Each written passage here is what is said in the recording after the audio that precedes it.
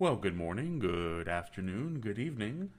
This is Joe Brownlee with Palm Beach State, and you are watching the Intermediate Algebra Final Exam Review Series.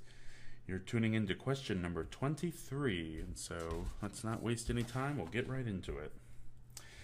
The directions for number 23 are solve the given equation by completing the square. 23. And the trinomial they give us is a squared minus 4a minus 12 equals 0. All right.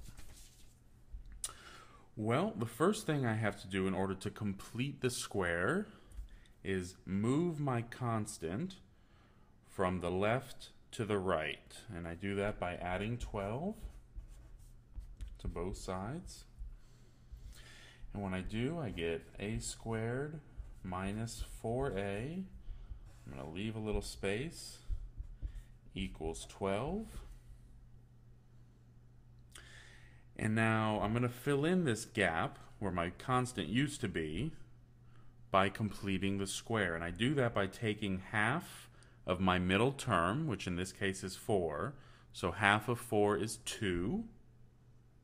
And then I square it. So half of 4 is 2. 2 squared is 4. And I add it to both sides. Remember, whatever I do to one side, I have to do to the other.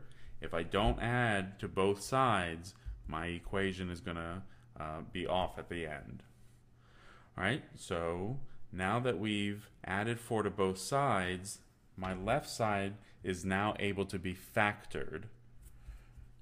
And I factor it by writing my variable. I take then my middle sign, and then I write as my last term in the binomial here whatever half the middle term is. So again, in this case, half of 4 is 2, and then I square it. Equals 12 plus 4 is 16.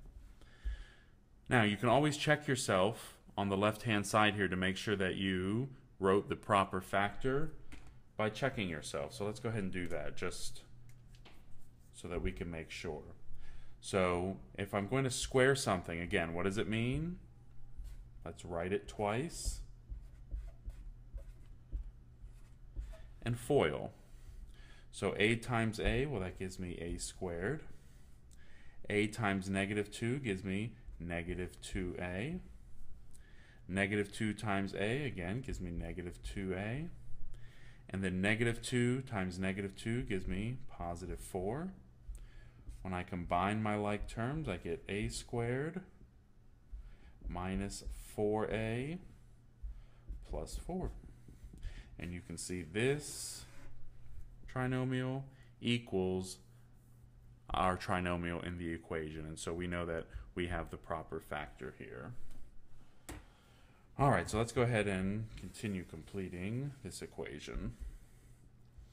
Well, if I have a minus 2 squared equals 16, and I want to solve for a, I want to get a all by itself. I want to isolate it. Well, right now it's part of this square here, and it's connected to our negative 2. And so if I want to get rid of these parentheses, I'm going to take the square root of both sides.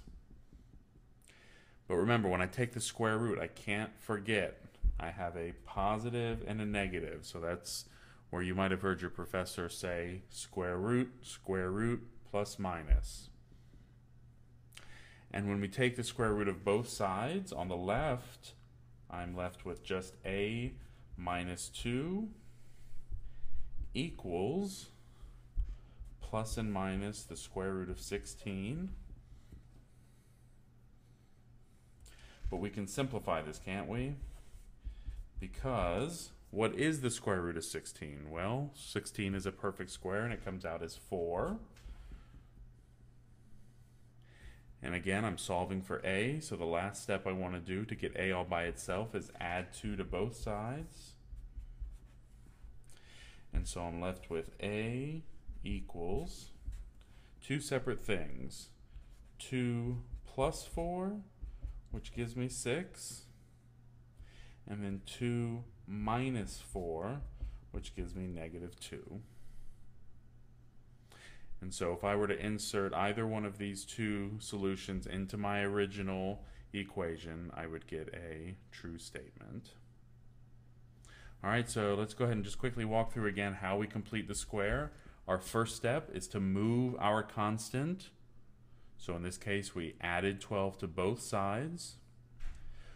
When we did that, we want to make sure that we leave a space so that we can take half the middle term, and whatever half the middle term is, you're going to square it. So again, in this case, half of 4 is 2, and 2 squared gives me 4, which is why I added 4 to both sides.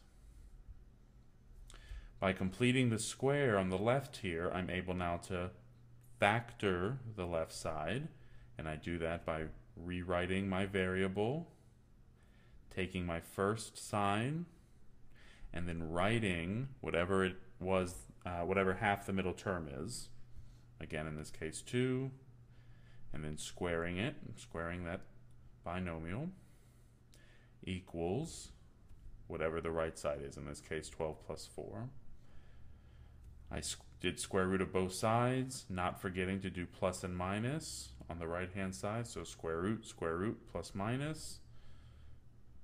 And when I did that, I had a perfect square, fortunately, so it came out nice and clean. And then I just simply solved for a. And again, a equals -2 and +6. All right, well, this was question number 3. I hope you enjoyed. Again, Joe Brownlee with Palm Beach State, and I'll see you at question number 24. Thanks for watching.